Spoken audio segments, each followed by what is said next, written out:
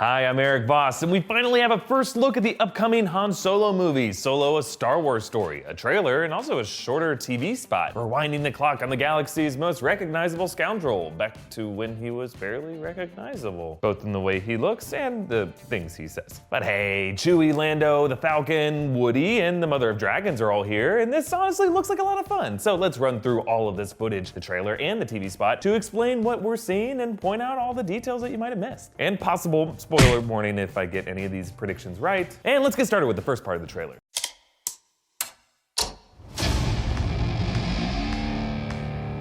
I've been running scams on the street since I was 10.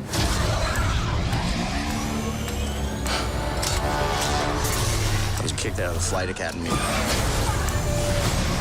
Okay, these opening shots show a close-up of Han Solo's hands as he powers up the Millennium Falcon. Now, this may be the first time he even touches these controls. But before we get any context to this, we jump to these shots of a high-speed chase. We get a good look at Alden Ehrenreich as a young Han and Emilia Clarke as Qi'ra. This could be one of the old scams from the past that Han's voiceover is alluding to. He and Qi'ra look a lot younger and scruffier than they do in other shots of the trailer, suggesting that these two might have grown up together on the streets, lifting speeders. Kind of like the Fast and Furious, but with less CGI.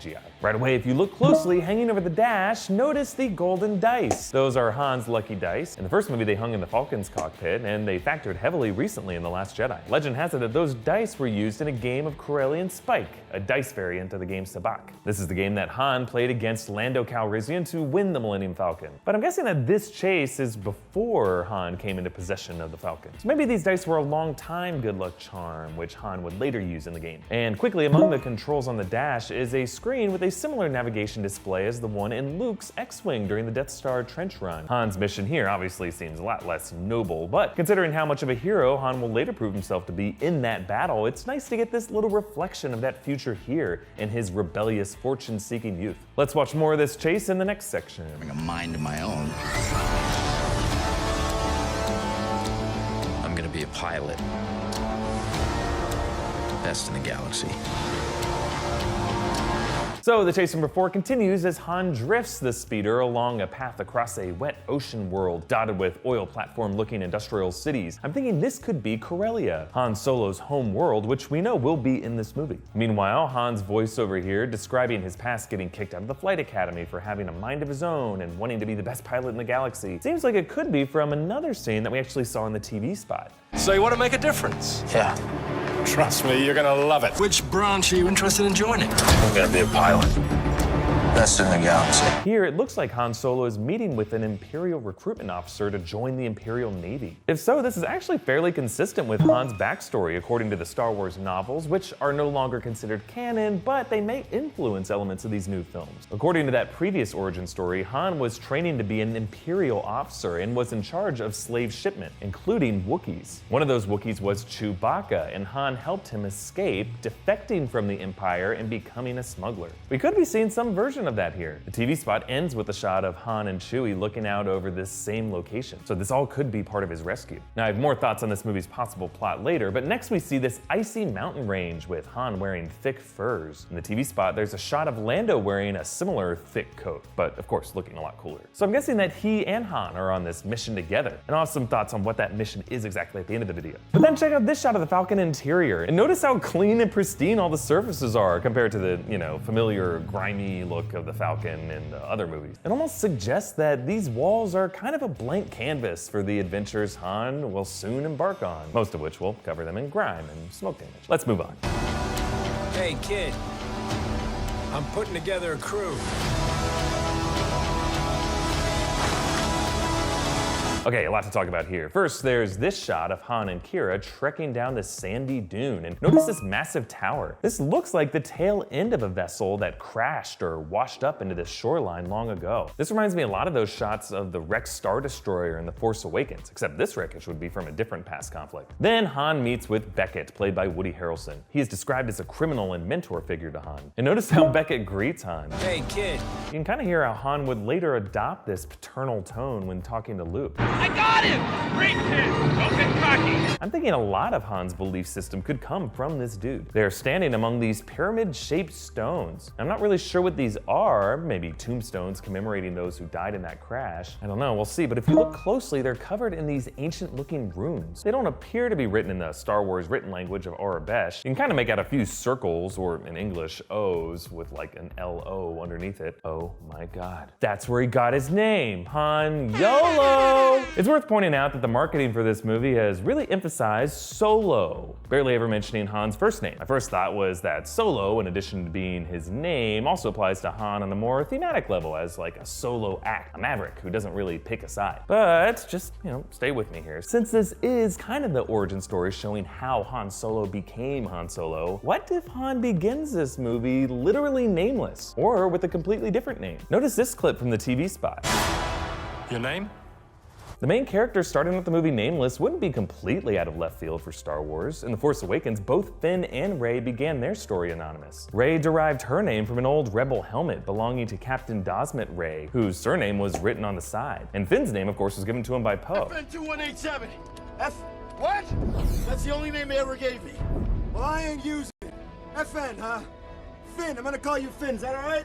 So maybe there's a version of this movie with Han's anonymity also factoring into his character story arc. And maybe these runes will inspire the moniker of Solo in some way. Or maybe not. Moving on, next there's a shot of Qi'ra looking older, now wearing makeup and jewelry, with a cape and brooch as if she is back to reclaim the Iron Throne. Now, my guess is that after spending their youths together, she and Han's lives took very different paths. Like maybe Qi'ra was able to build her loot with wise investments into a life of wealth and extravagance, whereas Han would have squandered it with failed exploits and gambling. Behind her is a new droid character, apparently named L337, which is a reference to Leet, the old school geek language derived from Elite. She's played by actress Phoebe Waller-Bridge. There's also a shot of Lando again, with Donald Glover nailing Lando's smooth grin and laid-back demeanor. Actually, if you look closely at the later shot of Han entering the game room, you can see Lando in the background. And I'm thinking that these shots could be from that legendary game of Corellian Spike, where Han won the Falcon from Lando. There are quick shots of a few other characters. Tandy Newton from Westworld playing a new character named Val with a blaster and fur-lined armor. Maybe she could be another cohort from that icy mountain mission. There's also a new CGI character who hops in a gun turret looking seat. Now if you look closely, this guy has 6 appendages, which are probably a lot more useful to him than those goggles on his head. Like, why does everyone wear goggles in these movies? And why are they more often worn on their foreheads than on their eyes? Like, use them or lose them. And then after a shot of Chewie, Han, and Beckett, there's my favorite shot of this trailer. Lando and L337 giving each other a synchronized salute, and then taking the Falcon into that iconic hyperspeed shot. And maybe I'm just reading into things, but if you notice, that 2-finger salute was also done by Beckett in the TV spot. Maybe it's a signal all these guys figured out ahead of time. Either way, you gotta imagine Lando taught the droid how to do this, the way John Connor taught the Terminator how to high five. Guys, this is why robots will inevitably turn against us. They don't like to be teased. Let's move on. I might be the only person. Who knows what you really are? What's that?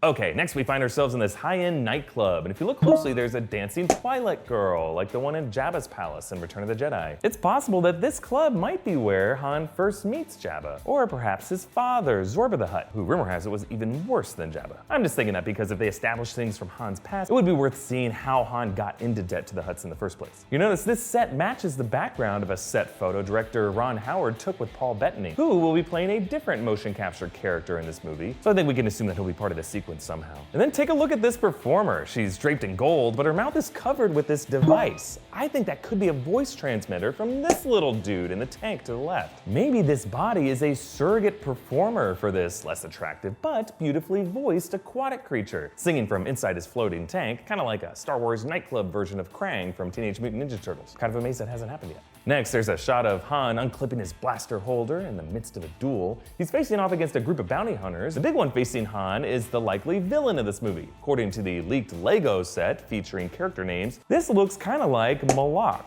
and I love the design of this guy. His mask appears to be made from Mandalorian armor. That's a style of armor worn by Boba Fett and the Legends character Darth Revan. But if you look really closely, there are some Aurebesh letters on the mask. Now, I'm not much of an Aurebesh linguist, but according to the Aurebesh alphabet, the only way these letters make sense is if you flip this image horizontally. And even then, I was really only able to make out a few letters. The two at the top look like U and O, followed by an N, and further down an R. I don't know, guys. My guess is this will translate into something very badass and menacing. Maybe some kind of warning against those who try to fight him, or the names of those he has hunted. But for the rest of this translation, I put it to you nerdier nerds than I am. You're my only help. You can see more of Malak in action in the TV spot, fighting with Beckett on top of a moving train with this melee weapon he's holding, perhaps an electro staff of some kind. Also, if we're trusting that Lego set, Malak will be among those pursuing Han in that speeder chase that we saw before. So maybe this guy has been after Han for a while. Looks like there's also gonna be some adorable creatures called Corellian hounds. Ooh, I want one. Next, after a shot of a cloaked figure taking out 2 guards and a shot of L-337 disabling some controls, we see Han piloting a craft through that mountain range we saw before. Actually, if you group all of this with the footage from the TV spot, I think Han's mission here could be some heist involving this train that we see snaking through the range. If you look closely here, some ships have attached cables to one of the box cars of that train, dangling it through the rocky passage. Hey, kind of like that safe heist in Fast 5, but I guess with smaller rocks, because the rock is bigger than a mountain. See, the guy, he's huge. I could see this being a kind of scenario where Han is faced with some ethical dilemma, like to take the loot or to save some unfortunate souls and be a good person, all while being chased by Malak and his team of bounty hunters. Either way, I am stoked to see this heist go down, especially when it looks like it will end with a massive shockwave explosion. And then there's this exchange between Qi'ra and Han, which for a second evokes Han and Leia's famous flirtation in Empire, with Qi'ra saying, "I know what you are," and Han chuckling and then asking, "What's that?" And then all of us expecting someone to say,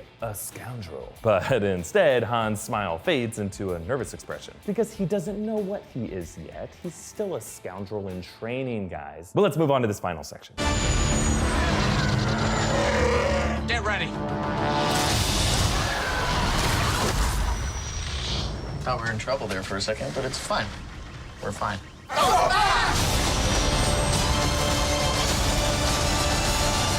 Hoo boy. So here the Falcon is outrunning an Imperial Star Destroyer in what looks like some kind of nebula filled with asteroids. Folks, it is possible we are looking at the movie version of the famous Kessel Run, the smuggler route that Han claimed the Falcon could make in 12 parsecs, which I feel obligated to say is a unit of distance, not time, and that the Kessel Run actually spans 18 parsecs, so that Han was referring to the Falcon's advanced navigational ability, not its speed. Now, the Kessel Run is popular with smugglers because it's a dense asteroid cluster contained within a nebula arm, and which, yes, looks a lot like what we're seeing here. Maybe this Star Destroyer has stopped at the Kessel Run's entrance, leaving it to the smaller TIE fighters to continue the chase. Actually, if you look closely at these, you can see a new variant of the TIE fighter with a secondary gunner pod beside the central cockpit. Meanwhile, notice how this early generation of the Falcon hasn't had its quad laser turrets installed yet, so Han has to perform a barrel roll to use the body of the ship to take out a TIE fighter. But as we've seen in every Star Wars movie, there's always a bigger fish. In this case, a giant space squid. I just love them ending the trailer this way. It's just the kind of goofy fun that makes me feel pretty optimistic about this movie. But a question for you guys. What other Star Wars characters do you most want to show up in this movie? Now, I'm definitely missing Boba Fett and the Hutts, but personally, I'd be more than okay if no lightsabers or Skywalkers or Jedi or Sith appear. Let's just for once have a true Star Wars story with no ancient mystical energy controlling his destiny. Comment with your thoughts down below and tweet me directly at Erik Voss, or follow New Rockstars for updates on our videos, and subscribe to this channel for more deep dives into Star Wars and Star Wars stories. We did in-depth breakdowns of The Last Jedi, Rogue One, The Force Awakens, so make sure to go check those out. And if you really like us, you can help this channel grow by contributing to us on Patreon. Big thanks to all of our donors, especially Alan Fleming. Guys, thanks for watching. Bye.